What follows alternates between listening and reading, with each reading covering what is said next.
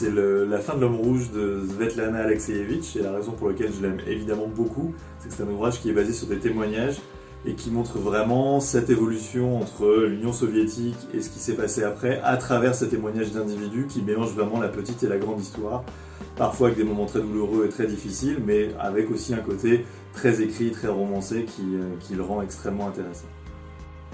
Il m'a été absolument impossible de choisir un livre parmi tous ceux que j'ai aimés, mais il m'est revenu à l'esprit un livre que j'ai lu adolescente, qui a été assez déterminant dans le choix de mon métier, mon parcours de lectrice. C'est Comme un roman de Daniel Pénac. Daniel Pénac qui parle de son expérience de professeur, de lecteur, et ce roman offre une réflexion intéressante sur les raisons de la lecture et une critique sur les préjugés qui s'y rapportent. L'État en action de Pierre Müller et Bruno Jobert, qui date de 1987.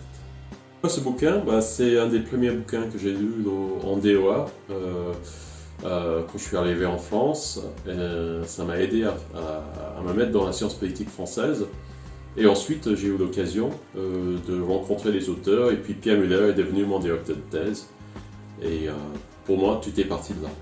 Je vais plutôt vous parler de l'ouvrage de Catherine Delcroix, Ombre et lumière de la famille Lourd, qui fait partie, disons, de mon top 5 d'ouvrages favoris, tout type de livres confondus, parce qu'il pratique la sociologie telle que je l'entends, qui ose questionner les paradigmes et aller nuancer les certitudes.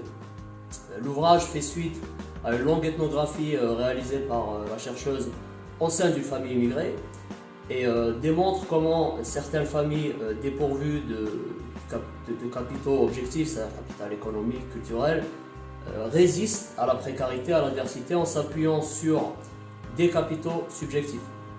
L'ouvrage est très bien écrit, comme dans un roman, on s'attache aux personnages, on visualise le décor, l'ambiance. Ça reste néanmoins un ouvrage scientifique, avec un réel apport théorique et beaucoup de documentation. Donc on trouve le matériau récolté pendant le terrain, courrier, adresse, budget familial.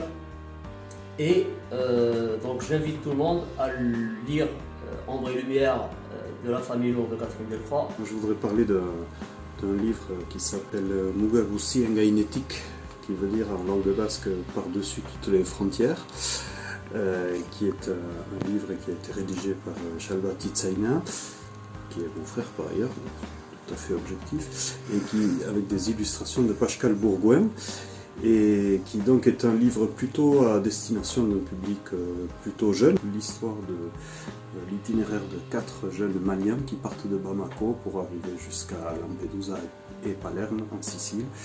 Et voilà, donc le livre suit les pérégrinations de ces jeunes, et c'est un sujet vraiment d'actualité et qui est très bien raconté dans une très belle langue basque par ailleurs.